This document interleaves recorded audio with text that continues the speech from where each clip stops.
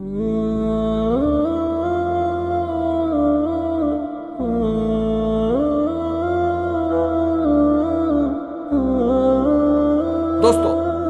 आज खिलाफत पे बात।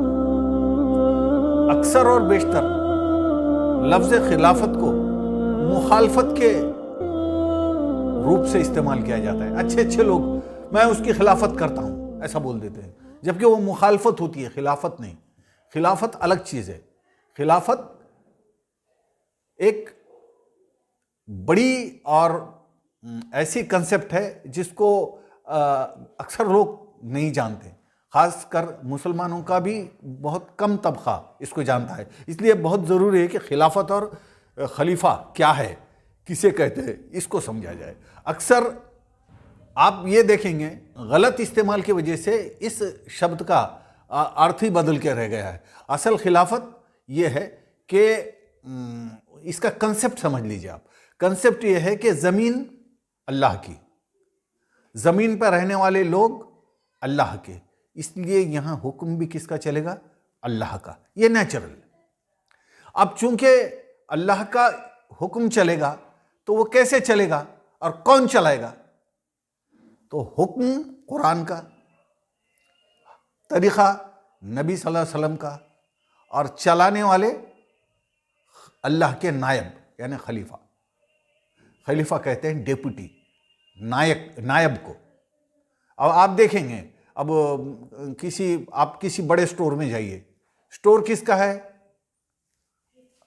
रिलायंस का है। रिलायंस का मालिक कहां बैठा है?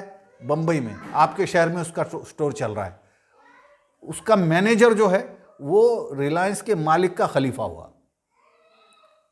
वो ऑन बिहाफ ऑफ रिलायंस के मालिक के स्टोर को चला रहा है और वहां आने वाले लोगों का इस्तकबाल कर रहा है, किसी को चाय पिला रहा है, किसी को कोई गिफ्ट कर रहा है। तो आप उससे ये ना समझ लें कि यही मालिक है। असल में उसको जो इख्तियारात रिलायंस के मालिक ने दिए हुए हैं वो उसके दायरे में ही रहता है। इसी तरह खिलाफत का मतलब है जो इख्तियारात खुदा ने इंसान को दिए हैं और उसको वो नायब की हैसियत से इस्तेमाल करे। खलीफा मालिक नहीं होता, बल्कि असल मालिक का नायब होता है। उसके इख्तियारात उसके अपने नहीं होते, बल्कि मालिक के दिए होते हैं। वो अपनी मर्जी के मुताबिक काम करने का हक नहीं रखता, बल्कि उसका काम मालिक की मर्जी को पूरा करना होता है। अगर वो खुद अपने आप को मालिक समझ बैठे और मिले हुए इख्तियारात को मनमाने तरीके से इस्तेमाल करने लगे या असल मालिक के सिवा किसी और मालिक को मानकर उसकी मर्जी की पैरवी करने और उसके हुक्मों को पूरा करने लगे, तो ये सब गद्दारी की बात है और बगावत के काम हैं। ये जो विवेचन है मैंने जो लिया है वो तफहीमुल कुरान की जिल्द पहली पेज नंबर 69 के हाशिए नंबर 38 से लिया है। अब देखिए, इसका स्पष्टीकरण मैं थोड़ा सा आपको और करके बताता हूं। इसका एक उदाहरण ये है कि भारत हो या दुनिया की कोई भी डेमोक्रेसी हो, डेमोक्रेसी में फाइनल अधिकार किसका होता है? जनता का होता है। सबसे बड़ी जो इंस्टीट्यूशन होती है डेमोक्रेसी की वो होती है संसद। संसद में जो लोग चुन के जाते हैं वो लोगों की इच्छाओं और आकांक्षाओं का प्रतिनिधित्व करते हैं। तो वहां जाने के बाद वो अपनी मर्जी से नहीं चल सकते। जो जनता की मर्जी होगी उसी तरीके से वो चलेंगे। अगरचे वो वहां जाकर जो मर्जी चाहे वो करने लगे तो ज्यादा से ज्यादा 4-5 साल करेंगे, दूसरी बार जनता उनको वापस बुला लेगी।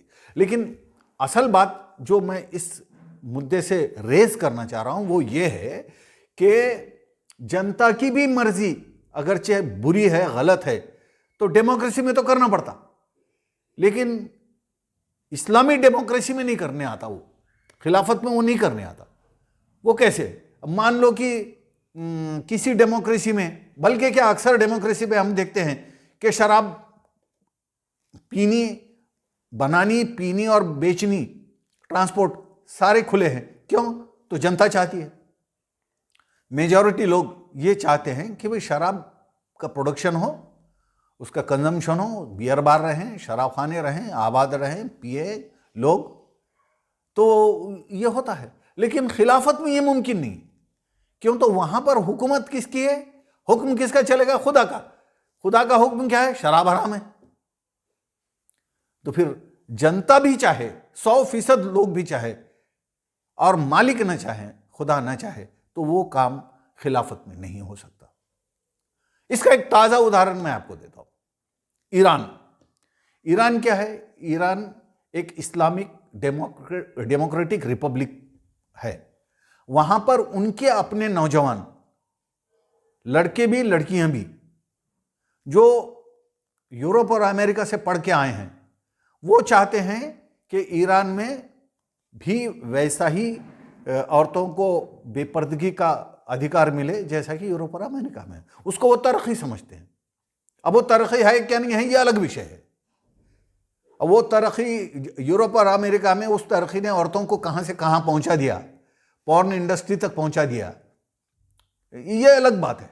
लेकिन ईरान चूंकि इस्लामिक डेमोक्रेटिक रिपब्लिक है और वहां का राष्ट्रपति से भी बढ़ के एक वहां पर खलीफा है, जिसको वहां का रूहानी पेशवा यानी आयतुल्लाह खोमेनाई कहा जाता है, वो हैं।